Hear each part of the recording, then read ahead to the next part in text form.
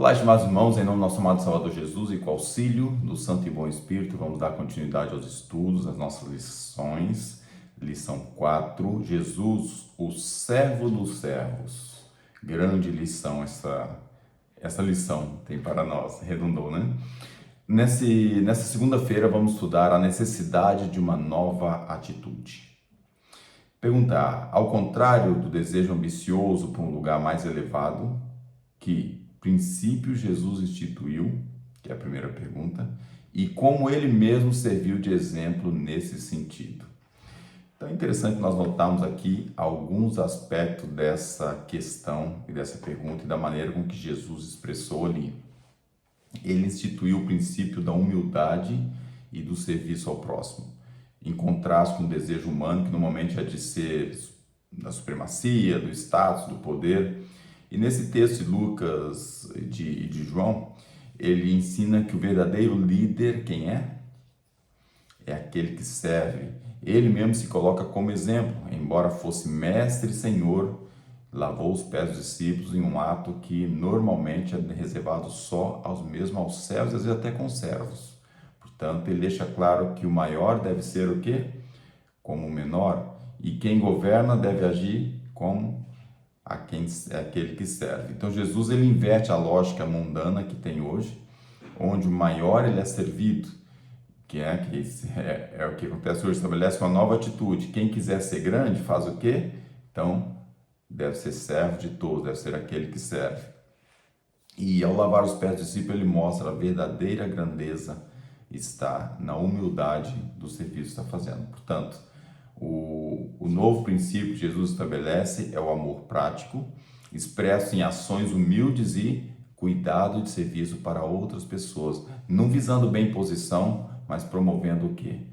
O bem do próximo, deixando o próximo em muito boa relação generalizada, e não só isso, deixando o próximo numa circunstância de bem-estar, de aconchego, de amor, de sentir acarinhado. Essa aqui é a verdade, né? Então, depois vamos ver na nota, o Desejar de Todas as Nações, ele traz para nós aqui, através da profetisa, um reforço a essa ideia, dessa citação de Lúcio, né? A autoridade não é sinônimo de domínio e muito menos de sirva-me, e ao contrário, um serviço de amor. Então, alguns pontos é importante nós notarmos ali.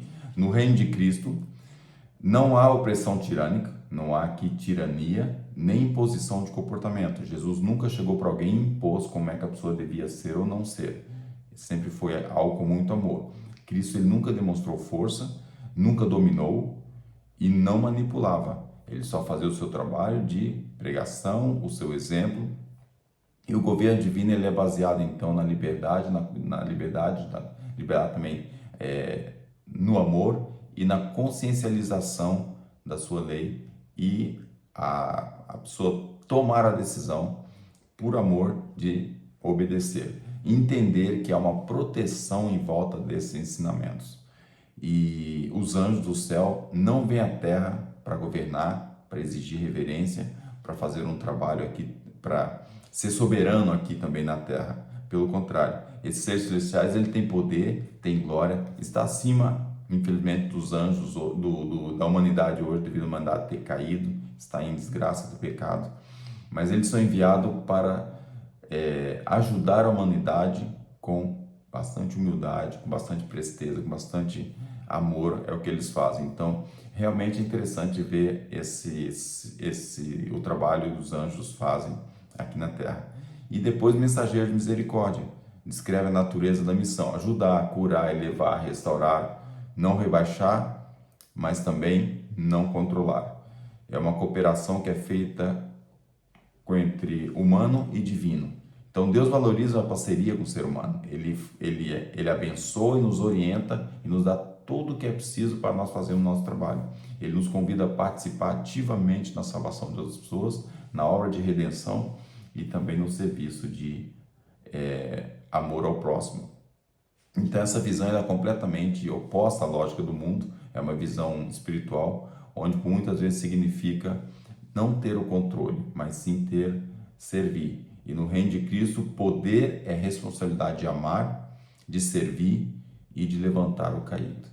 Esse é o resumo, podemos ter assim, da maneira com que o céu lida conosco. Jesus e os anjos ensinam-nos que a maior nobreza é estar no serviço de humildade, de prestar a outros aquilo que eles precisam. E a verdadeira liderança cristã não impõe.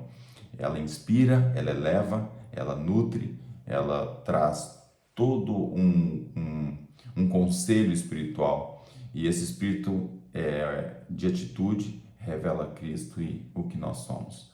Então, realmente é o que quer trazer para nós aqui, essa questão do aquele desejo ambicioso que tinha. É muito diferente o sistema que Jesus usava e que serve de grande exemplo para nós. A pergunta B: explique de que forma Cristo lidou com as pessoas imperfeitas. Estamos a falar de quem não é perfeito. Nós temos em volta de nós muitas pessoas dessa maneira. E depois uma atitude para substituir nossa própria tendência natural. Então pede uma explicação de como Cristo lidou e depois uma afirmação, que é uma atitude para substituir a nossa própria tendência natural. Então, o apóstolo Paulo, quando vem aqui falando nessa carta aos Filipenses, ele deixa bem claro: não façais por contenda ou por vanglória, mas por humildade. Cada um considere os outros superiores a si mesmo. Não atente cada um para o que é propriamente seu, mas cada qual também para o que é dos outros. Essas palavras do apóstolo Paulo já se cumpriu, ou já tinha se cumprido nos apóstolos quando receberam a chuva temporã. Eles estavam exatamente fazendo esse trabalho e receber a chuva temporã. E agora eu pergunto: você quer receber a chuva serôdia? Então, é necessário enquadrar dentro dessas palavras do apóstolo Paulo. Então, vemos ali que ele lidou com humildade, com paciência, compaixão, com espírito de serviço, que é exatamente o oposto que nós temos. Nós julgamos, criticamos, desprezamos, falamos mal das pessoas. É uma tendência natural que devemos lutar contra ela. E essas palavras do apóstolo Paulo, ele convida-nos a abandonar então a vaidade, o egoísmo, o egocentrismo, e incentivar uma atitude mais humilde, que vai valorizar e respeitar as outras pessoas. Por isso é que ele vem dizendo bem claro, né? Não por vanglória, mas por humildade e considerar os outros superior.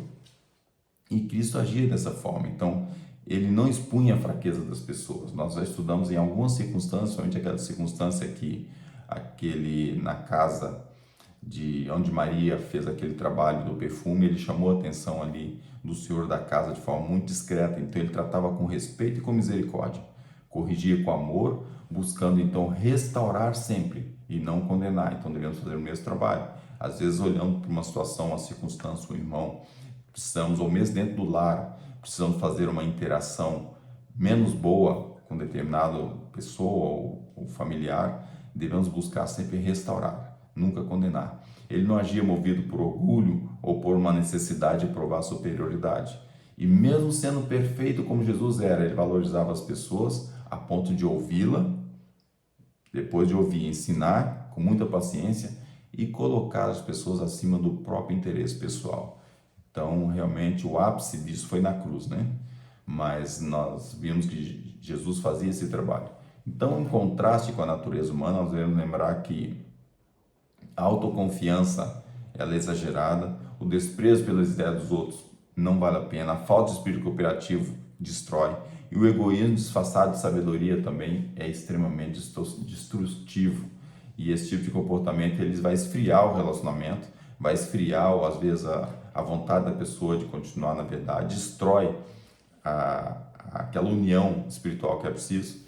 E devemos então ter esse cuidado, que a influência do egoísmo mundano adoece a alma e muitas vezes leva à morte espiritual. Esse termo que o profeta usa é muito forte. A influência do egoísmo mundano, adoece a alma e muitas vezes leva à morte espiritual. Então, o caminho que Cristo nos mostra é considerar os outros superiores a nós mesmos e respeitar e valorizar. E renunciar o egocentrismo é muito importante. O eu, o que eu acho, o que eu sou, o que eu posso, o que eu quero, tira tudo isso fora e se importar com os interesses e necessidades dos outros. E, acima de tudo, cultivar o amor fraternal que leva à verdadeira união. Quando eu falo isso, o local mais importante para nós colocarmos isso na prática é dentro do nosso lar.